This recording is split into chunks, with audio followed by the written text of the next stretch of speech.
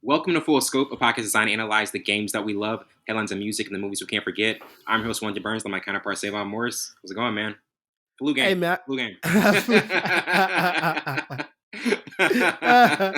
Man, I just want to say this before we get started. Put some respect on LeBron Lebanon James' name, Let's talk please. about it.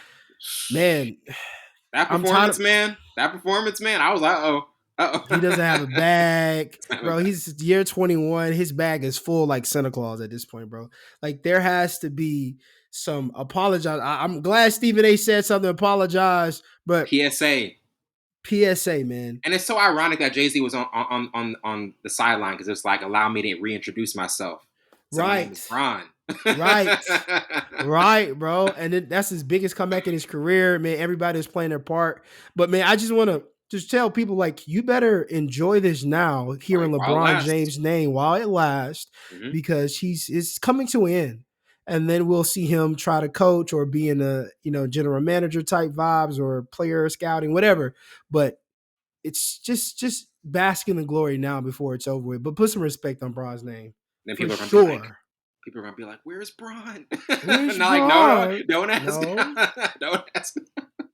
He's enjoying his life. Well, we have a lot of topics to get into for this one. Obviously, some NBA ones, NFL. Going to do some album reviews in the second half. We're going to do a review of past lives, but start off with thoughts on the Celtics. Current dominance. Boston is still first place in the East and are on pace to win 65 games. Multiple guys can obviously score in double digits. They're defensively versatile, and I feel as though like we are seeing a Celtics team that is like probably of this current reiteration one of the best that they've had in recent years. But obviously, the questions are going to be, can they get it done in April, May, and June, Yes. hopefully. And my one reservation is what's going to happen when they get in a street fight in a series. What's going to happen when they face Yes. a physical team like Miami or Yeah. Milwaukee, possibly. Like, what have been your current thoughts on this season for them and how well they've looked? I'm glad they're backing this up, because Jason Tatum said he was the best player in the NBA, and they're backing Yeah. it up by being the number one. But what people don't understand about the East, it's always up for grabs when LeBron James left that side and went to the West. So now everybody has an opportunity to be number one. The number one spot has changed, I think, 5 times this season. It's a shuffling card, man. Right. And then you have the Cavaliers at number 2, who I didn't think they were going to be number 2 or top 5 for that matter. But the East is up for grabs. But what I've seen from Jason Tatum and Jaylen Brown, they're being consistent in the regular season, especially after the break. But what I saw some life was Porzingis.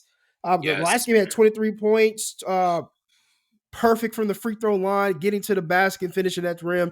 I don't think that's been the difference maker, and them guys being consistent night in and night out. Obviously, we know they're very talented on the bench and on their starting 5. But like you said, what's going to happen when they get to the playoffs? And we've seen this before, and either injury plague them or they don't show up. They don't know how to be aggressive to another aggressive basketball team, another squad. So I'm not convinced yet. Like I said, the number one spot for the East have been shuffled, like I think 5 times to be exact, and I'm just not sold. They're playing great basketball, which we expect from them with them, the guys coming off the bench in that starting 5. But I want to see once they get into the postseason. Do you really think you're the best player of the world? You have to prove it. The bullseye is on them, man. The Yeah, bullseye is for on them. sure. If there's ever a year where they have to deliver, it's this year. Yeah. Because Tatum in that interview and what he said, and him saying, "I want to be the next face of the league," you are putting yourself on Front Street to show, okay, when you face Miami and Jimmy Butler's staring right at you, Right. he's in Jimmy Buckets mode. You gotta show something. You gotta. Or when Joel Embiid comes back and he's hopefully he's 100% healthy, that's going to be a problem for them too. It's been a problem this season right before, and they just beat him obviously without Joel Embiid. They've been on a losing streak without him, so it's going to be. I hope he comes back in. You said that you feel as though the Sixers might fall into the play-in spot if yeah. Which honestly, with how That's the what it East looks is like. shuffling, it's looking like Yeah. that. It's really looking like that because I think Embiid, with what he was doing when he was currently with them, clearing away the MVP. He was clearing away the MVP. Like he was about to run away with it, but then injuries get in the way. And now getting to Monty Williams, ran about the late no call for for the Knicks win. This past Monday night, after another critical late game situation that didn't play out in the Knicks' favor, instead of Detroit getting whistled for a foul, Williams believes his team should have benefited from one. He stormed off afterwards, saying that was the worst call of the season and didn't want any questions. And obviously, this is officiating has been something that's been constantly mentioned in terms of certain teams being like, okay, we're not getting a fair amount of calls. Other teams are getting the advantage. Even Steve Kerr, when the Warriors played the Nuggets Christmas Day, he was like, man, like they got to the free throw line almost like every possession in the second half. What did you think about Monty Williams' statement, his frustration with it, and obviously, the Pistons only eight wins overall, but still frustrated. But you obviously this just adds insult to injury, right? And I think his aggression, him being really upset at that call, I think it was warranted because that was a blatant foul. Like you can't do that. And we've seen another play in college basketball. I think it was his Texas Tech in. Was it Texas? It was in college Texas basketball when the guy literally tackled or ran into the guy's shoulder and it caused his big flurry. They did it right. They injected him. It wasn't as aggressive as that, but you have to make the right call. At that point, it's already frustration in that organization. They had a record of the most losses and an NBA season streak. Like it's so many things going on there, and they just need a win. They just need just a win, just something to happen great for them. And that call, I believe, because I would have been pissed too. So as he came to the presser, he was like, "Where's the New York media now?" Because that was, yes, that should have been a foul. That should have been going. Yes, they missed a call there, and I think that was blatant, literally blatant. I understand about letting these players play, but that's in a big moment, and that's a loose ball foul for sure. You're taking it too far. You're taking it too far when it comes to the, hey, let them play, but y'all are taking it to an extreme. Like, you still need to step in and actually show some accurate decision making, because that was just, come on, even a casual viewer would know that wasn't right. What happened? Exactly, it wasn't a flop or anything. And I'm glad you say that. A casual viewer definitely would like. A casual viewer would be like, "Hey, come on now! Like, what? That's happening? Y'all let Charles, it's not a foul, right?" Charles. I guess it isn't. But another thing I want to mention with the East is, man, the Knicks are. There's a lot of optimism, and it may be because of just obviously with how well they look when they're all healthy together. But is it crazy to say the Knicks could possibly make it to the Eastern Conference Finals? Is it crazy to say that this year when it comes to an Eastern Conference that is kind of wide open and Jalen Brunson is doing what he's doing? Julius Randle obviously needs to come back, but is that a crazy statement to say that the Knicks, with what they can do and how well they've been able to stay afloat in the top of the East, could they make that run to the Eastern Conference Finals? I don't think it is, because once again, if you're a casual listener, viewer of basketball, and you don't know what's going on, the East has been shuffling. Every spot has shuffled. There's not been one team that stayed here, unless they're like, 11, 12, 10 in that area, whatever. But I do think they have an opportunity. We talked about Jalen Brunson when is he that go-to player, and we need a couple more seasons to see that. I think he has solidified, okay, this is my team. Yeah, he stamped it for sure. But I do think without Julius Randle, I think he's that left-handed guy. And when he's consistent, I think he's one of the best big man scorers, 4 or 5 scorers in the league. But he has to come back for them to go to the Eastern Conference Finals. There's a lot of things. There's a lot of things that have to happen. Yeah. If he comes back and he's consistent, he drops 20, 25 points and plays great defense on the other side, I think they have an opportunity to do so. But I do think it will be because Jalen Brunson has solidified himself. I'm that guy. This is my team. I am an elite basketball player. And I think he has solidified that this year for sure. Man, that would be a special scene if you got the Garden Eastern Conference Finals. I mean, I feel as though in terms of honestly ratings, I know we talk about ratings, you can't tell me people would not tune in for the Knicks. People are going to tune in for the Knicks. Like, if that actually happens, though, I think that would be, because there is a research there is that in the back of their heads of like, oh man, the disappointment. How many times we've Yeah, gotten close, we haven't gotten over they the have hump. it. Yeah. But I do think health is obviously a thing that has to be mentioned. Yep. And if that current reiteration can get back together and get plugged in again, I mean, there's no telling. There's really no Yeah, telling. and we can't forget about Mitchell Robinson either. He's Yes, been out for a while. I think he's one of that 1-2 game and a great defender, and I think right. they're missing that as well. So if he comes back, he should be back at least by March 23rd. They said, and then Julius Randle is probably shortly before or after that. So if they can get back and get those things going, like you said, yeah, for sure, they can make a run for the Eastern Conference Finals. I don't know if they can win it, but I do think in the Garden they'll get that relive vibe, and Yes. Spike Lee is going to be there for sure. Row and center. Front row and center, faithfully, man. Faithful. And now getting to thoughts on like how well the Cavs have been playing. They're currently second in the East, and Jared Allen has been extremely pivotal for them as he's led the Cavs in scoring in 4 of their past Yes, 6 games, averaging yes. 19.3 points on 65.4% and 11 rebounds during the stretch. Man, Cleveland, they have been on a tear. They have been obviously they had that disappointing playoff loss Yep. last year, but I think they really do want to make amends for that. And show that hey, we can get farther in the postseason. Jared Allen, like he's going to be the key for Mm-hmm. them in the Yes. postseason to really be that stalwart, and just like really anchor them. What do you kind of think about what Cleveland has been doing so far? Yeah, I'm glad you said that. I'm glad you just gave Jared Allen his flowers because he's been a silent killer the past 2 years. Yes. And everybody's talking about, we talked about Darius Garland, we talked about Donovan Mitchell, Yeah. but Jared Allen has been the silent killer for the squad on both front court and the back court.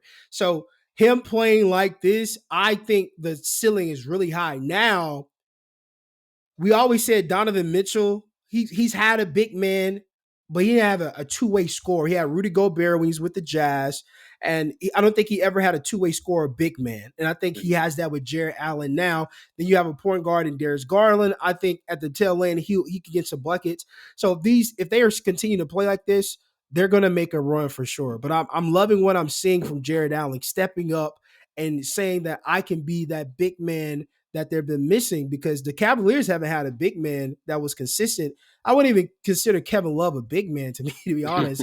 He was used like a 3, top of the key, stretch the arm, defense out, Yeah. knock down 3-pointers, maybe a 1-2 game. So we haven't seen the Cavaliers have a real big man in a while who can be a two-way scorer and a defensive guy on the other side. So I'm glad you gave Jared Allen his flowers. If he continues to play like that and he's been averaging those numbers, it's going to be crazy for them. Number 2 right now.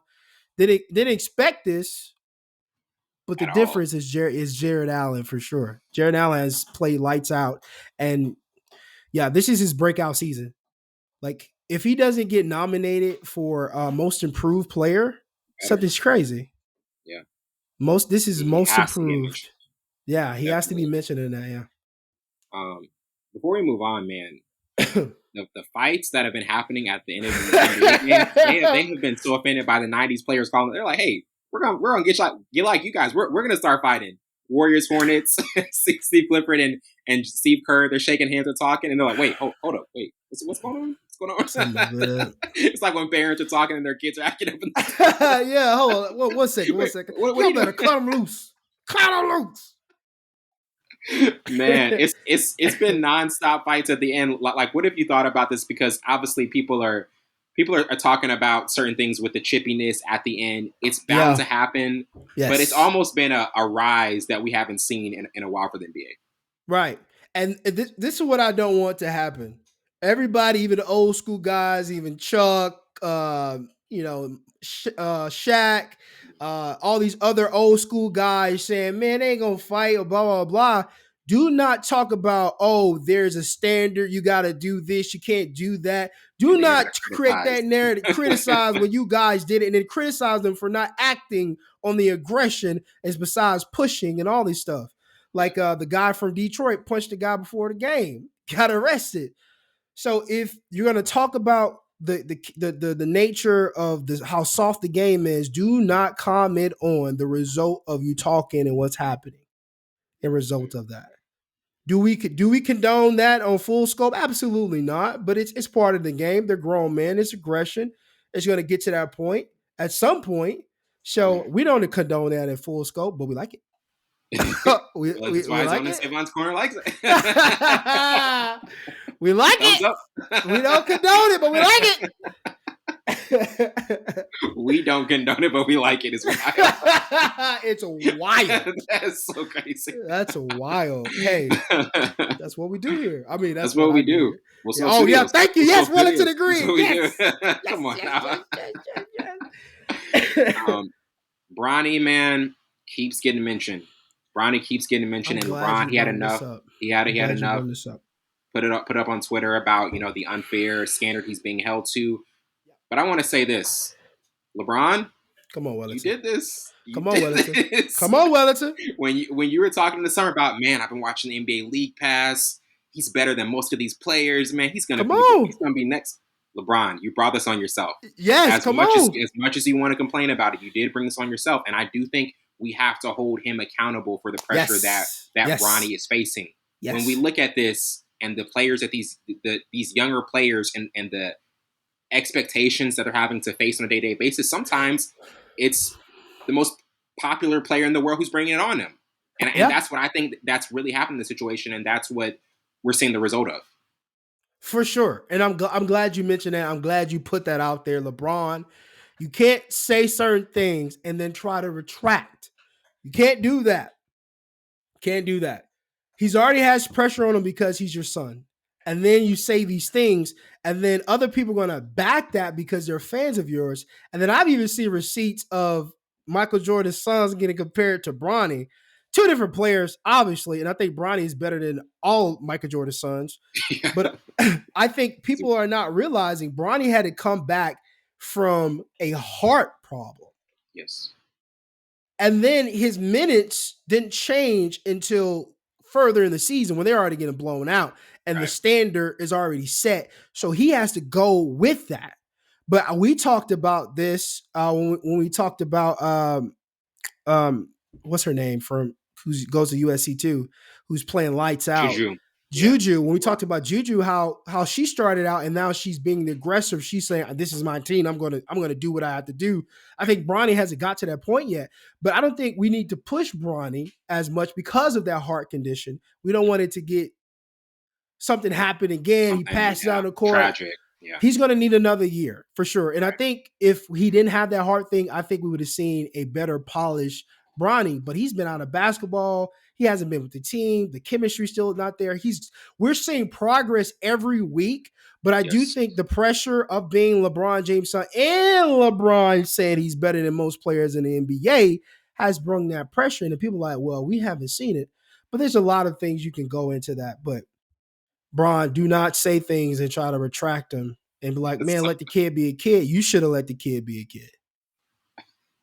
It's so fun. There's this compilation of times LeBron has like said far-fetched things, and this one reporter was asking him like, "Hey, LeBron, what's your favorite scene from The Godfather?" He's like, man, it's so many different scenes. It's like 9 movies." And he's like, "What's your favorite scene?" He's like, man, you pick one." I'm like, "Bron, did you actually watch these movies?"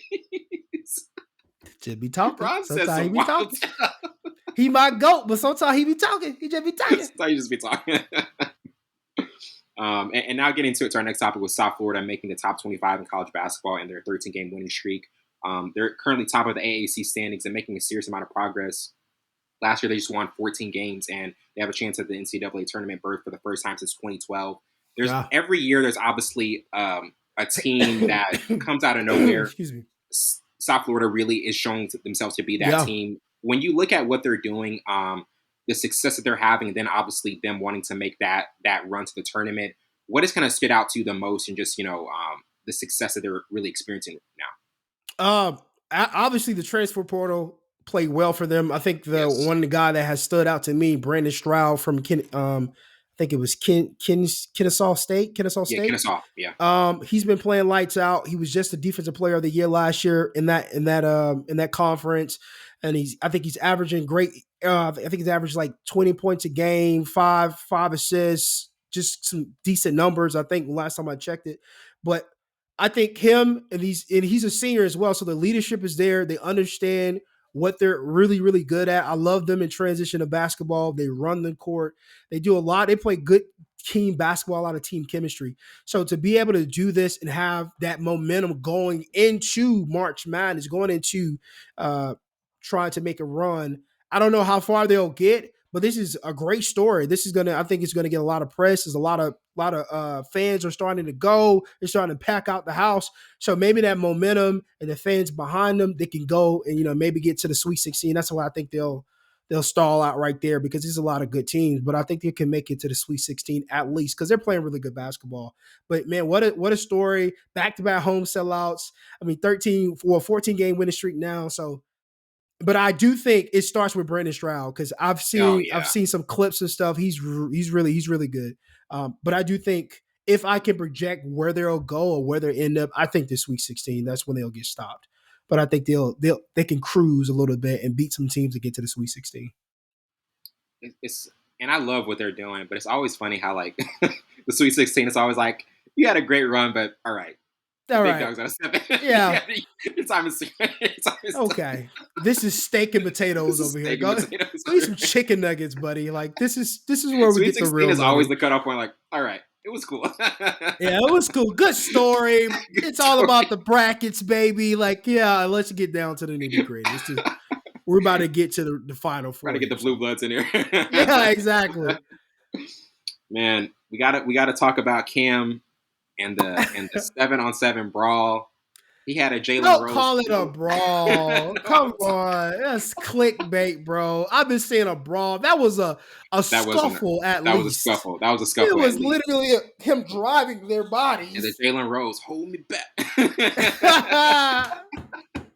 But the whole part of this is when a player is doing something that is literally for people, helping out people, and this happens. There's no excuse for this. It's ridiculous because Cam was doing something positive, and you can be on the internet and say things like, how Drake said, the Twitter fingers, but when you actually get in person, it's different. He's 6'5", 250. Can't mess with that guy. With that guy. And then I saw them do an interview saying that Cam started it, and then that obviously he see his brother getting grabbed, he's going to try to fight back. I tried to listen to Cam's explanation. I didn't get through it.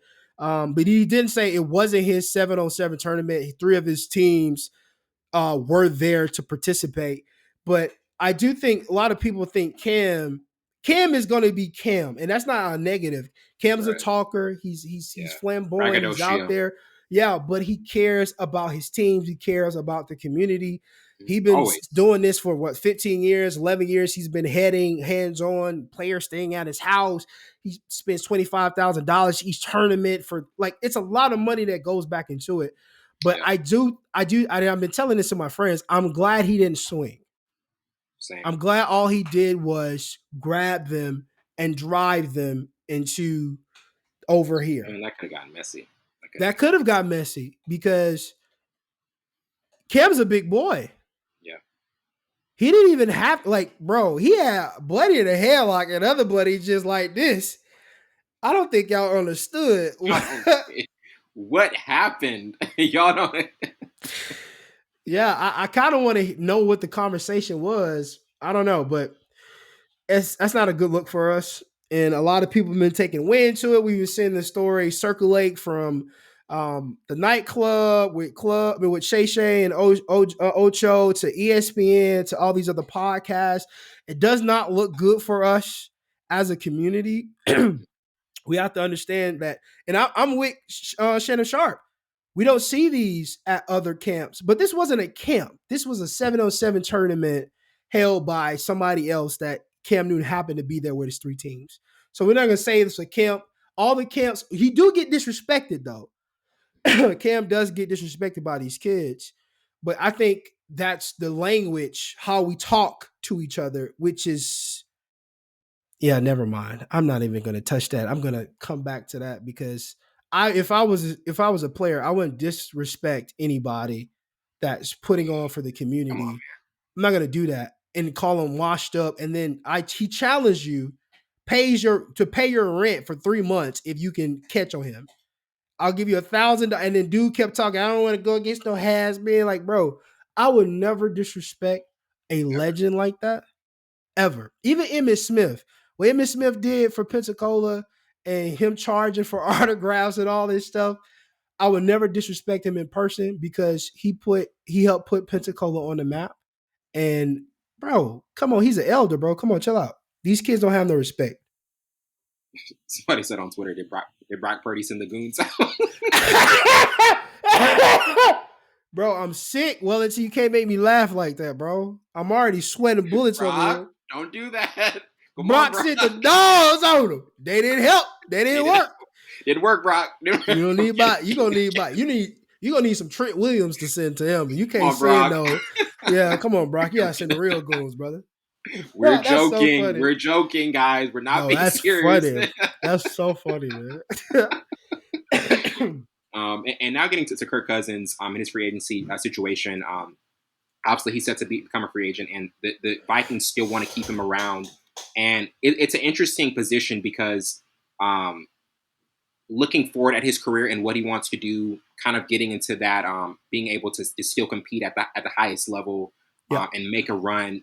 What do you see for his outlook, for his future outlook, and what could possibly be the best move for him going forward this year? I think the Vikings should move away from him.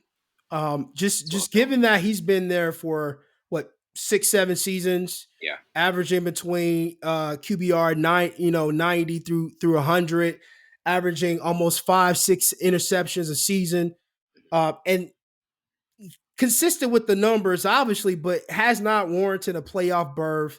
I mean, the right. 1 year they did with the Saints, and then we see what.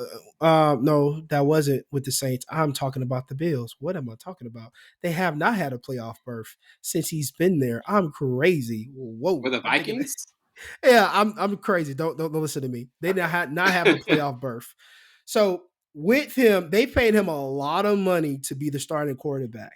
And a lot of people saying it's not Kirk Cousins, it's the running game. They answer the running game several times. Oh, it's not the running game, it's the secondary. Answer questions there. At a certain point, you can't win with Kirk Cousins. You can't win with him. I think Kirk Cousins is a mediocre quarterback. And I've been saying that since he was with the Redskins. I never thought, even when they franchised that, he was getting so much money from them and kept franchising him and then get him guaranteed money. He's not that type of quarterback. I don't think he's an elite quarterback. He's a game manager, pocket quarterback is not going to get you a ring. He's not. I'm not saying a pocket quarterback can't get you a ring, but I'm saying Kirk Cousins can't. But I do think there's other landing spots. I think the Falcons will be the best landing spot for him because I think they're willing to pay that money. They want a veteran quarterback. They tried to draft quarterbacks the past 2 years. It hasn't worked out for them. Right. They were successful with Matt Ryan for multiple reasons. I think Matt Ryan and Kirk Cousins lined up as quarterback styles. I think they line up well, and I think that's what they've been missing. They don't need an RPO type of quarterback. They need a pocket passer. They need a field general. They need a veteran quarterback who can lead this ball team. And then Raheem is familiar with Kirk Cousins because he was a DB coach when Kirk Cousins got drafted. So there's some familiarity there. Arthur, I think it's been some chatter around the league that Arthur wants him, but we will see. I think that's the best landing spot for Kirk. But I think the Vikings should wipe their hands with him, walk away with it, start fresh. This is what you need to do for your ball team. There's some quarterbacks in the draft that you can to coach up, get you another veteran guy, get that rookie contract, save you some money on the back end, and then rebuild. I think the Vikings need to rebuild on offense for sure. You mentioned the Falcons. They're among 3 teams that have expressed interest in Justin Fields. Yep. Falcons, Steelers, Raiders. Yep. I would really like to see Justin Fields on the Steelers. I think that would be really interesting. I would really like to see that. To me, out of all those 3 teams, I would pick Pittsburgh, and you would too. Yeah, I do. I think what Tomlin was trying to do with Pickett, because he's that split duel, he can be the pocket passer but extend plays. But right. I do think Justin Fields would fit there well. I think they can be creative with the playbook now if they went to go get Justin Fields. I don't think he'll be that much in the market to trade for because they're trying to get rid of Justin Fields to get Caleb Williams or whoever they get at the number 1 spot. And then they have another draft pick. I think at number 8, they'll probably get a wide receiver. If they don't get a wide receiver, it's crazy. But I do think Justin Fields will fit well with the with the Pittsburgh Steelers. I do. I I think think so too. Tomlin I think could that was a good move. develop him a little better and give him a better opportunity and believe in him. I think that's the beauty about Tomlin. Pittsburgh's going to Whatever, find a way to get in the playoffs. yeah, They're going to always find a way yeah. to get in the playoffs. Whatever quarterback is their quarterback, they believe in them 110%. There's no lack. You can hear Tomlin talk about it. That's my quarterback. That's who we drafted. That's who we're going with. Even and then the next guy's up. So, but I do think Justin Fields. I like him there. I think Mike Tomlin would coach him up and love on him and give him something he didn't get with the Chicago Bears. I think Chicago gave up on him after year 2 for Oh yeah, sure. They that gave was a up dead on him. giveaway. Yeah. Yeah, they gave up on him. Well, Caleb Williams, the presumed number 1 pick, he said the Bears really intrigue him. Michael Jordan, Walter Payton, deep dish pizza, He's like, "Can deep dish pizza, man? I want to go to Chicago. That's the But team that's I want to PR go to." 101. That's what I'm saying. You are buttoned up. You're saying all the right things. You're just singing the praise of Chicago, man. You're like, I can go to Yeah. Chicago tomorrow because back in the season, we were talking about how he said he didn't want to go to Arizona. There were teams he didn't want to go to. When he was really being himself and saying things that were not, the talk that GMs want to hear. Right. What were your thoughts on his comments about the Bears and obviously the potential that he's going to have as the number 1 pick? There's a mixture of personalities in him. Obviously, I think his dad is a big influence on him in what he's trying to get out. He doesn't have an agent. He doesn't have an approved agent from the NFLPA. He has 2 managers. One is his dad, and I think other 2 are they know their dad or know his dad or whatever and work with his dad for a minute. And I think when it comes to saying, "Oh, I wouldn't mind going to Chicago," that's the the truth of you don't have no say, bro. It's like, I gotta say that. The only reason Eli Manning got out of it because they were willing to trade Eli. Because Eli was supposed to be the Chargers, if nobody remembers that, and then he got traded to the Giants but I think Chargers got a lot out of that deal and was able to save face. Like, okay, this kid don't want to go with us. Well, we're gonna milk it. And this is not the first time but I think he understood. Like, man, I have no say. Okay, now I got to say because I got to get these fans behind me.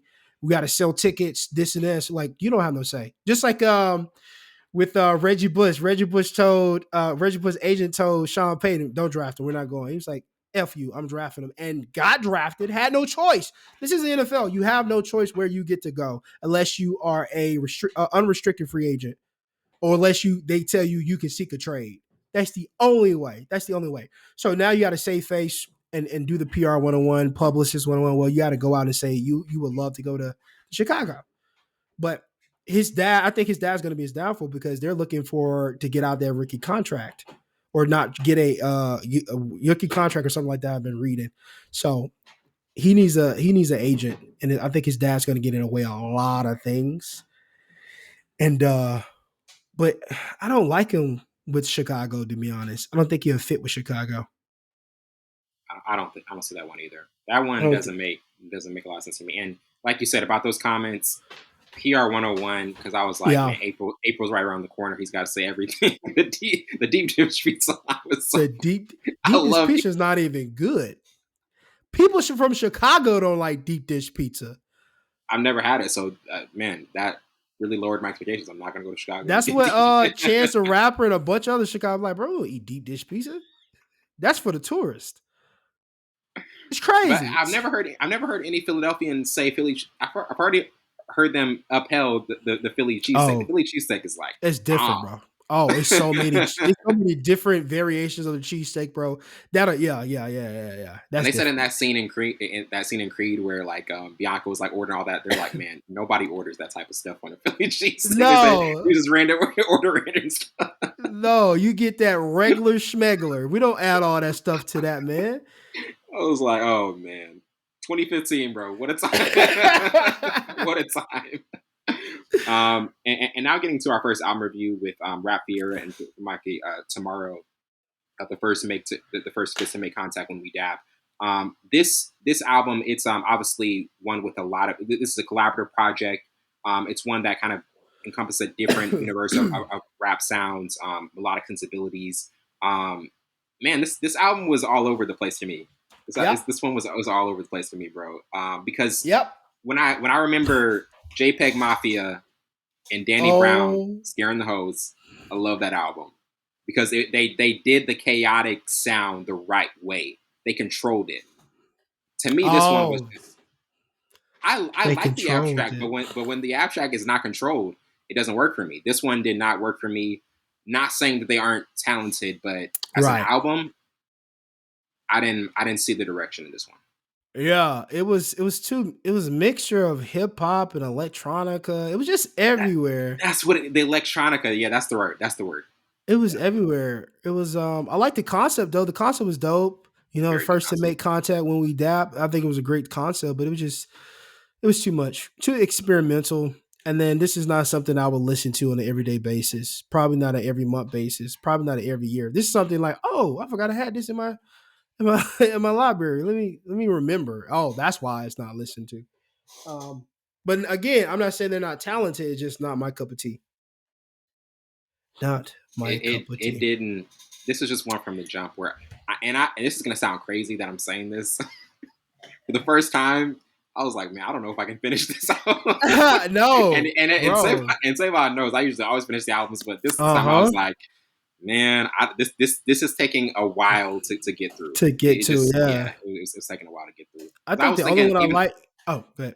I was even Go thinking ahead. the first couple of tracks like, oh man, they're gonna it's gonna something's Yeah, gonna change, something's gonna change. It's like in yeah. I think 47 Rockets was my favorite yeah, that because was a I good one. forgot whoever the guy's rapping, his melody and his cadence was really dope. So that gave me hope to like, Yes. okay, Okay, this is, and then it just didn't, like you said, it just didn't. This didn't change. come around. But I like that comment, like control the chaos. You like abstract, but you got to control Does the that make sense to chaos. you in all Yeah, seriousness? for Okay. sure, for sure, for sure. So when you said it, I was like, yeah, okay, okay, okay. Because you can do that, but you got to make sure it doesn't go to the where it's like I don't even know where you're going with this. It's I'll like be coloring like, outside the lines. It's coloring outside the lines. right, That's what I call it. exactly. And It's like, oh, okay. then we end up like John Travolta, just looking around, just looking Man, around. What's going we were on? waiting for you for that Pulp Fiction review. Hey, listen, we talked about it. Savon wanted to be there for the Pulp Fiction review. Me and Joe had to just finish strong. By the way, If you have any that episode other was 3 hours and Wi-Fi, 15 minutes. My God, yes, it was bro, 3 hours. I knew it was going to be long. We went through. Hey, we are recovering from a 3 hour episode. That's So how I got sick. if we look a little dreary. Man, I wanted to see his perspective on it. I did go back and obviously listen to it, so it was really Yeah. dope. But I wanted that first-hand experience. But if anybody knows any Wi-Fi outside of Cox, please let me know. That's affordable. I'm not trying to pay an arm and a If you leg want for to Wi-Fi. invest in Savon's Corner being viewable for you every week and be able to listen to, let him know. Oh, please. In Come the on. comment box In the on comments, YouTube, let like and us subscribe, know. follow the socials, full scope Yes, underscore, but full all that. scope. Let's plug it. All Come that, on, all yeah. Let's that. We plug everybody else but ourselves, Father but Dogs. ourselves. Why don't Drake's like, that's why I didn't give them no sponsorship. And now get into our next album review of Angry Black Men's Legend of ABM Review. In this project, to me, when I listen to it, these guys really do they really are hip hop at the core in what they do. The one critique I would have for it is the beat selection. The beat Yes, selection to me was not it good. I was was not like, good. if they were given a different set of beats, I think it would be a dope project. But by track 5, I was like, man, Yeah, who is the producer for this? I was yeah. like, No, for why did real. you give them this? I thought that was the folly of it, and that's what didn't make it an Yeah. enjoyable listen. What did you kind of think about it overall? Same, because I enjoy some electronic music that's combined with like hip hop, and it's obviously you can tell they're hip hop guys. Yeah, But the beat selection, I just thought it was just too mundane. It was redundant, and it really didn't allow them to. And it was chaotic too, but it was not more chaotic than the last man, project we listened to. nothing to do. Got nothing on that. But I do think the beat selection kind of drowned their versatility and their lyricism out a little bit. You can tell they have great flow. They have a nice cadence, nice voices. Um, they kind of glide with the beat, but I think it was just overpowering with some of these production. FNA was another one. Legend of ABM was another one. I was like, Yes. bro, I wish they could have just used another beat. Just use another beat. But I do think they're very talented for sure. And then the cover art kind of confused me. I didn't know. She's getting kidnapped or she looks possessed. I'm not gonna Like, lie. When I looked at the album, I was like, that hey, cover, bro. that Hey, cover bro. is We don't do this on full scope. We're not no. gonna. We're not gonna show it for the. We're not gonna show that one. We showed the Every Kanye. black man. We showed the Kanye and Ty Dolla $ign one, but not. Oh That wow! one So as we gotta well. show it. We gotta show it. We gotta show it. Look at this abomination, man. What? I don't understand. Man, I don't if you go to a understand. sushi bar and you see that photo, do not. You gotta leave. You gotta leave. This is not the place to eat at. They're killing So, people here. in those two albums, though, that we just mentioned, the current theme is obviously you can be talented, but man, the composition, because like this is the inverse of what we've been saying in recent albums. In recent albums, we've been talking about the beat selection being more impressive than the content. Yeah. They've got the lyrical content, they just don't have the beat selection. So Yeah. it's like it's the inverse, and those two, it's a marriage. Those two have to be together. Yeah, They listenability goes hand in hand with those two. To be able to, one, people listen to the lyrics, two, people listen to the beat, but people listen to the beat first, then the lyrics. Yes. But yeah, they definitely go hand in hand. You have to have those to have successful project, EP, whatever the case may be. Yeah, undeniable. In our next album review with Pink Panther, as Heaven Knows, in this debut album from the young pop star, she kind of goes into a different array of sounds. Yeah, it was different, all right. Very much early, and you're not gonna. K-pop. very much early 2000s feels to it, and early 2000. I think it has some 2000s feel to it, bro. I think it did. Maybe mid 2000s. I don't know. I like it though. I thought it was fire. I thought it was a fire album. You thought this was fire? Yes, bro. You watch anime? I don't. This sounded like anime to me. All the intros to anime, and it was the same beat over and over. But you know what? I think she's got that star element to her. I think she can go on a decade run of being a star because she's got a smart team. The features that were picked on this, I think work. It made sense, the features she had on this. There was never one feature where I was like, oh man, like why was this person on the track? I like the album a lot. I think it's replayable. Obviously, if it's not your style, you're like, this sounds K-pop. This sounds like it's Korean K-pop. Korean pop. That's what it sounds like. Like it was anime, bro. You know. Wait. That don't sound like anime to you? Yeah, the vibes of that.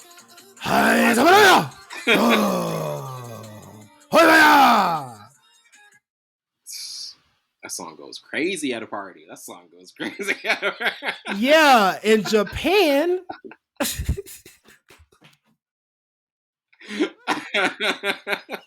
That song go crazy at a party? I think it does, man. I think they it does, got bro. Sushi there. The sushi hits. Nah, Sushi definitely hit. I wouldn't even hear the song. Like, okay, right? Vibing. Right. Let me get some of that. But nah. So thumbs down from Savon score. Thumbs down. Yeah, for sure. It just sounded too anime for me. I like anime, but it's just like I couldn't get into it because I don't know, the lyrics didn't match the beat. I feel like she was supposed to be like talking in a different language or singing in a different language. I don't know. I mean, this is interesting that you enjoyed this. It's a popular album, man. It's a popular album. A lot of people have been talking about this one. Do you see her as possibly being? Do you see her as possibly being able to become a star, though? Do you think she has that star potential? She has a market for sure. If people like this album, then I think because for sure it has the anime threads in there. It has that pop. I don't know about early 2000, 2005 pop. Maybe I'm just not a pop guy, but the pop I'm normally listening to doesn't sound like this. So maybe this is like, what's your pop bag? Shoot, Ruel, Shoot, it's a bunch of names I can't think about right now, but that's why I think of pop. So when I said this pop, this sound like K-pop, Korean. This is what that is. Mitsubishi. No. Mitsubishi is what. That's a wild. Mitsubishi. Mitsubishi. Hey yo. But now I'm The glad you like market, this the though. market is there. I think the market is there. Yeah, for sure. The market is I there. think Wellington, you should be an AR for real, man. Because Seriously? this is no, for sure, for sure. Because you believe in music that other people wouldn't believe in. That's no shot. But I think that's what AR is. It's pushing music that you feel like has a lane and has a voice, and to be that, just that. And if you feel like this is good, I trust your ear of music.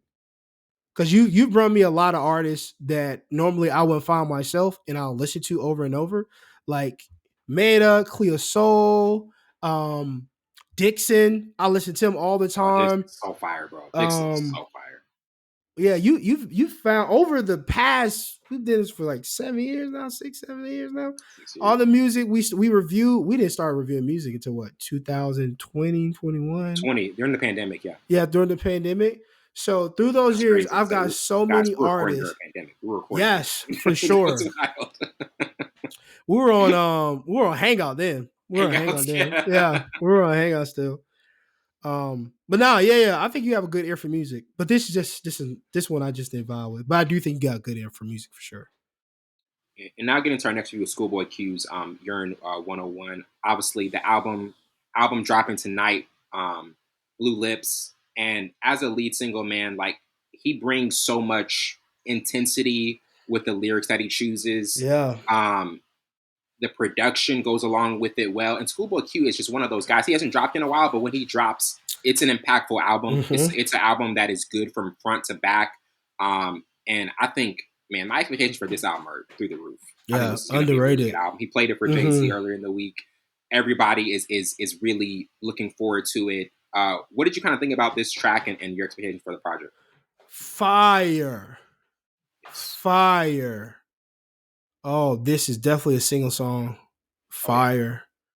Yeah, man. I'm That excited. energy again. It just gives you that energy for like good music again. And I'm glad he's dropping because he's underrated, man. Schoolboy Q been dropping good music since forever, since 2011, 12. And he's been dropping great music. So for him to drop this, bro, it's such a great time. Especially TDE. I think he's still with TDE. It is. So it's good for TDE to start releasing more music from the artist because And like you said, Ray yep. dropped a new track with Pusha T. We'll do that next week. Surge dropped a couple tracks this year. I think we should review. He's in a different pocket. One of the singles, he was definitely in a different pocket. I think it was a great song. I See No Evil by Surge, really good. But now I think this was a phenomenal track.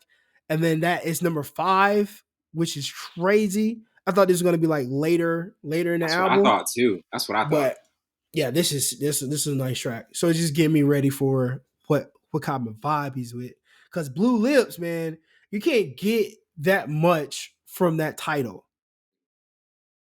But the cover art is crazy. What is this? That's the cover art, man. That's the cover art.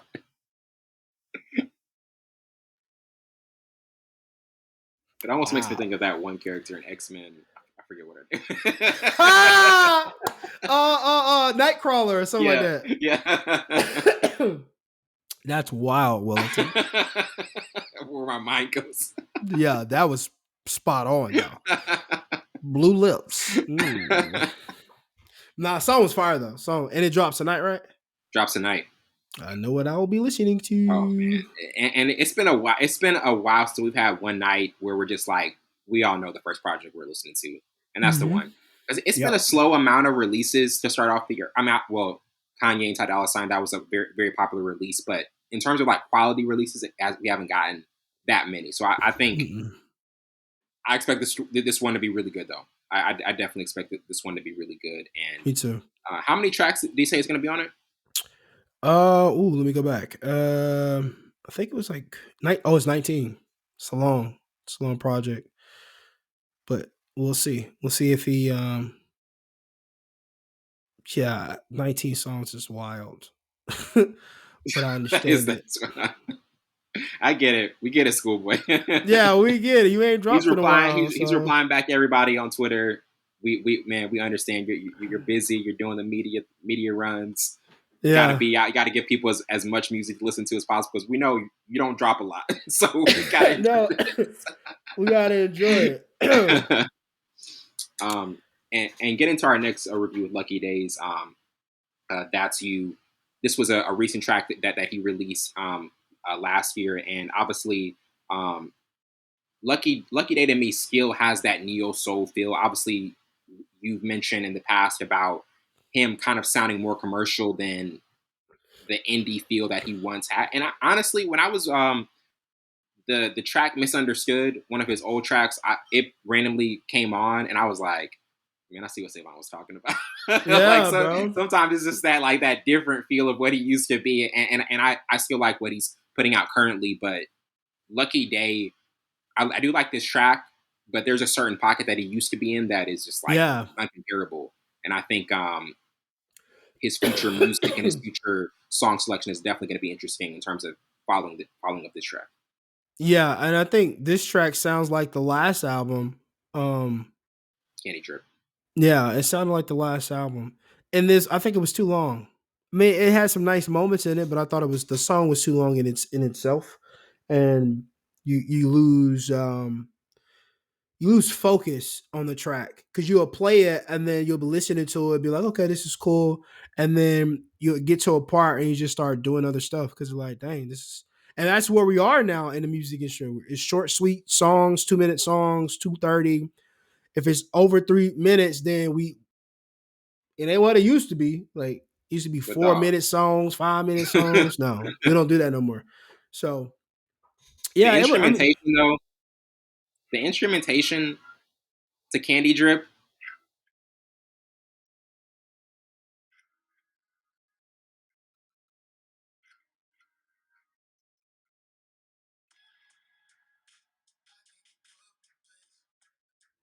that beat fire though. that's the thing. The production that Lucky Day still has is just still top tier, man. It still grabs your ear because it's just like I want to listen to that. I want to listen to that. Hmm. Like he still has that ability to me to have great instrumentation with his music. Um, Yeah. Now, like you said, did it sound? I was a fan of Candy Drip, but I know for you, in terms of like being an OG listener, you're like, I want that core sound that he once had, and he's meandered from that. But I also think that's what happens with popularity Right, and yeah. class. That goes There's up. expectations now for Yeah, your music from not only the fans, your label. There's a certain standard they cap you at.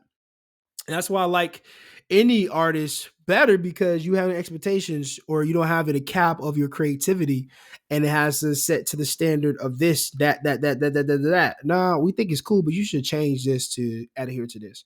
So I'm not saying the music is bad, but it's just you can tell the difference. And you can tell the same thing. I said the same thing with Summer Walker. And then she got back to her roots of how she writes and how she does that was production in classic. her music. It was a classic. So that one album when she was in all that pink trash, mad trash, like one song off that album, and she released it, playing no games. That's the only song I liked off that Playing no album. games is crazy. That's it. That's it.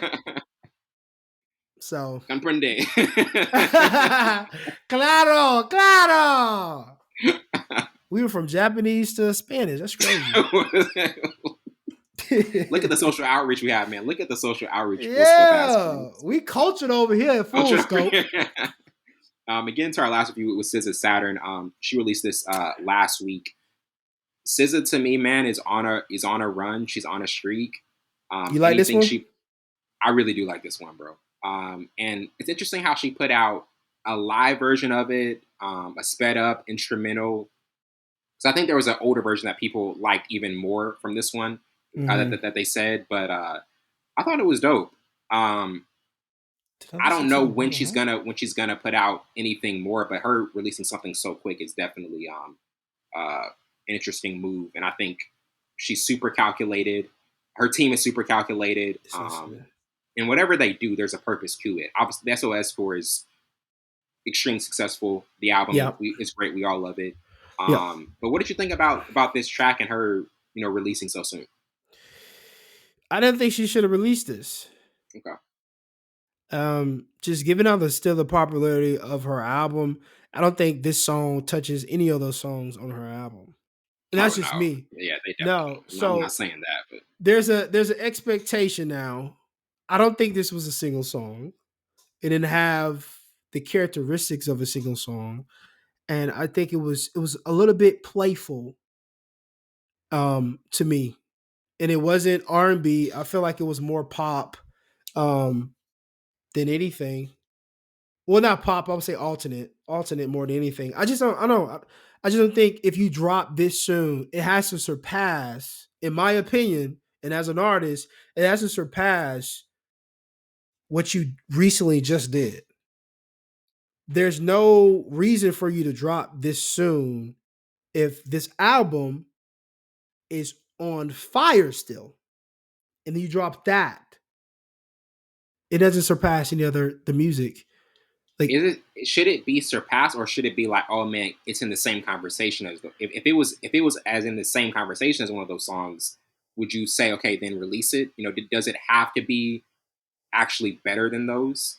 Because I mean, if you're do putting up you? something that's still that good, I don't think it's as good as any SOS song. But I think for what it is, I like it. It sounds like SZA. So is a single song to you? No, that's not a single song. That's Okay. that's a deep cut. Yeah, that's a deep cut. That's a deep cut for sure. But to me, I like it as, to me, that's a teaser for what she's gonna do in the future. I think she's saying, hey, this is something I want to put out to let people know what my next project is gonna sound like. It's not the SZA hit that we expect. Like, how Low was, like Low. That's Or a single song. You know shirt? what I mean? Or Yeah. Shirt, because usually SZA dropped single songs, so that was Yeah. different for her, and it was a really low key release. She just, I don't know if this was a forced thing about like, hey, it's been leaked before, the track has been leaked, so I just want to get this out. But she was kind of quiet about it until like a couple of days later. Usually there would be like a big press run. Like with Shirt, she did a video for it. She's like, okay, I'm gonna release the Right. video. I'm gonna get you guys hyped for it. This one was Yes. kind of like on a random Thursday, just in the afternoon. Wasn't even like a midnight release, just like dropping it. Right. So I think this was a forced release, probably. Which is interesting because the mystery is what got her so popular, in my opinion, because she dropped Control and then she didn't drop anything else. And she's been sampling on TikTok, and people again, like, the mystery is what geared us Yeah, up for it. She didn't have to drop Shirt for us to get crazy for the album. And then yeah, you drop this, which is one, not better than any of your tracks on SOS. And yeah, it sounds like SZA, but it's not a single song. Like you said, it's a deep cut. Why is this released? If anything, put it in the atmosphere, just like Bryson Tiller. Bryson Tiller was smart. He sampled his new single that he just dropped I think it was last week or the week after. It's not a dope. It's all right. Take a bougie to Ray on Drive oh and yeah, get it yeah, yeah. on. I listened to it. I was Your like, guy, your guy. the single was better than the entire song. The entire song wasn't Yeah, really that good. But I would do something like that. Just sample this like you did Shirt, and people will run through it, run with it, and then you get prepared to drop something else. That's just my opinion. But if it was a forced drop, I don't know why. Because yeah, I probably won't listen to this. Yeah. ever again. No, I'm pretty sure it's gonna be on a project or something. I want it to flow into something. I think that's what it sounds like. Like you said, she's Like moving up to- I think the transition is going to be crazy. Like I think it's going to be a crazy transition. I really do, because that and it because that's what makes songs like that so great in the future. When we actually hear it in the album, we're like, man, that I see the vision behind that. I think right now people are just kind of like, I mean, it's there are people that like it, and there are people that are just like, well, I like the older version of it.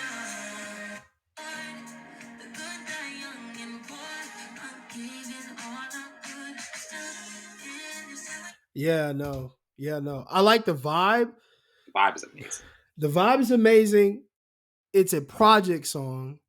Yeah, I'm not saying that the You mean direction where she's to tell me you're going is not gonna not get good. lost in that song when her next album? You're gonna get lost when the next album Yeah, drops. You're gonna when it flows into something, yeah, like when it flows into something and you just let it play and then it flows and then it goes into that, then I'll be right. like, oh, that's so dreamy. But when Yeah, when it has that's to the word stand for it. Dreamy. alone, It's a dreamy yeah, song. Yeah, it doesn't stand alone for me. Like it's not something I'll listen to over and over by itself. If that makes sense. It's not a single song. right. You're telling me you're gonna listen And to this over like several times it's gonna be a rotation. It's gonna be a rotation, but it's not for gonna a have week. it's not gonna have that transition feel that No, I already know. Man, listeners, I'm telling you, I'm betting money that transition is gonna be insane. That transition to whatever that next track is gonna be incredible. it Because better be. it just has that dreamy feel to it. I think Yeah, she's it very does. intentional with what she releases. So She does. I mean, the for beat sure. fits her, but yeah, just yeah. Wellington Okay. knows best. That's is what there it is should there have been called. Wellington knows best. Wellington knows best. Was there any other music that's been released recently you've had thoughts on? Obviously, you said Bryson Tiller's Sir. He's dropped something. He dropped Um, something. I think has there been anything? I mean, obviously, we mentioned the J Cole review Yeah, last week. We can't wait for. So you, quick question though, you think the Fall Off is going to drop the second half of the year? Because I feel like this might be a summer release, man. tail end of summer maybe. Going into it'll be dope because it's the fall off. So play on words dropping in the fall. Fall. So that's what I was I thinking. could Like you're gonna call it the fall off, then you have to if literally I'm drop in thinking the how fall. yeah fall off. It's the fall like whatever. So pun intended, but no yeah I think like He's conceptual. maybe He's end a of the summer. conceptual artist. When I was Yeah, re-listening to KOD earlier this week, and I still like the off season, but I saw what you and Joe were talking about. When he makes conceptual albums, the off season had no concept. It nope. really was just a rapping exercise. That's what it Yes, it was. He was like, was. I'm just gonna rap over beats. I thought it was Mhm. dope, but comparing it to other albums, he was like he had a strict concept for every project. Mhm. That was the first one where he just kind of went away from some things. Even Born Center, I think that's what his concept started to Yeah, come alive. Born Center was from top to bottom, which is such a great album. And then KOD and obviously Forest Hill Drive. Like these from the beginning of his adolescence, from him going through the game, him realizing that the game is not what it meant. Like, so those are the concepts in yeah, off that season didn't really KOD album have. cover is Yeah, trippy. crazy. Trippy album cover. You guys, Kill Edwards is funny too, bro. Everybody thought it was a feature. That's him that's him. distorted. That's him. Distorted. J Cole has a alter ego. Alter ego. Kendrick has an alter ego. Oh my goodness. Does Drake Drake have has an an alter alter ego? ego. Yeah, he Yeah, does. they all do. He's Canadian and black. I Come mean, on, man. That's the that's perfect one. off. He didn't Yeah, even have to come up with one. He's like, come on, it's me. yeah. I live it It's every day. us. It's us. It's us. You straight cheese me, dog. Like, bro, that's wild. How they talk in Canada. Shit, jeez, me dog. Yeah, that's wild, man. That is We're wild. gonna take a quick break and we'll be right back with our past lives review.